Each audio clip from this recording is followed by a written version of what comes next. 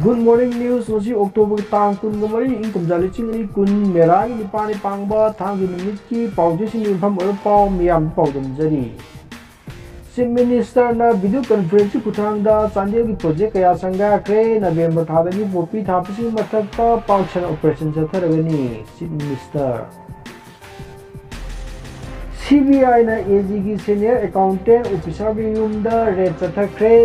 Sale oil lupa lakh yangkai hena thagat kre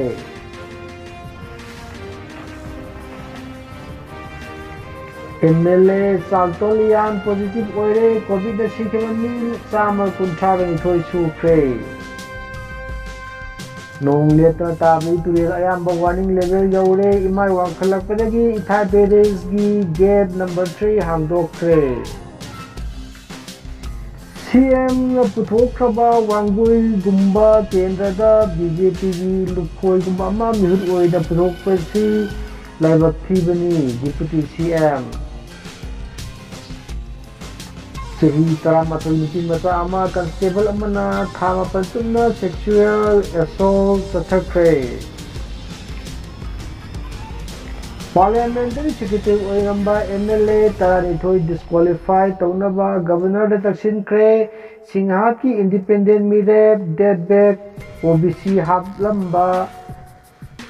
Subnam Sathani Mungumi Ibobi COVID-19 ki lurubu tanfam masida meeting tawraga matam lendagi mawong ama uribasi pendama phawi o kaya paksana sire Mirep se lauthok pa ngasi loisin kre milong gi mirep se ani lauthok kre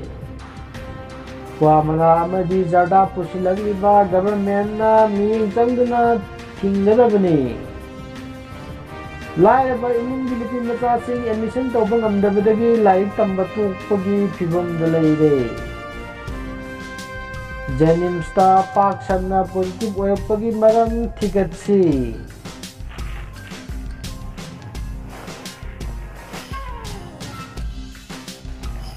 Nasi gas lakibu agency singgi Manipur Gas, Loktak Inden, Thanga, Gas Service, Mabia Gas Moirang, Hairok Inden, TDK Gas, Kanchi Inden Service, Haranchal Gas Agency, Humbung Inden, Impal LPG Service, MS Misau Gas Service, Haibu Gas ngasi gas lakibu agency singni. Lamdam sila nungsi sana pa walaptuna macimbanao khanaragniba si puya may thakibagi mahayni Tharaisam Sanji COVID-19 na maram oiraga benahong tungbi thauram mamintagi oina chamna pangtholagani akomlo turis kangbu natana mapalibaki mayrusing amadi karbawala sing India da lakpada bisa gathing balauthokre Afghanistan the Taliban military base amada attack chatharakpadagi army kun sire ani phakre asigi matang asida pawse sing pham oropa miyam tigabulu jai ingi photo pu tha phongdokari amadi channel asibu subscribe the bell notification ati nambi bida notification lahan diyo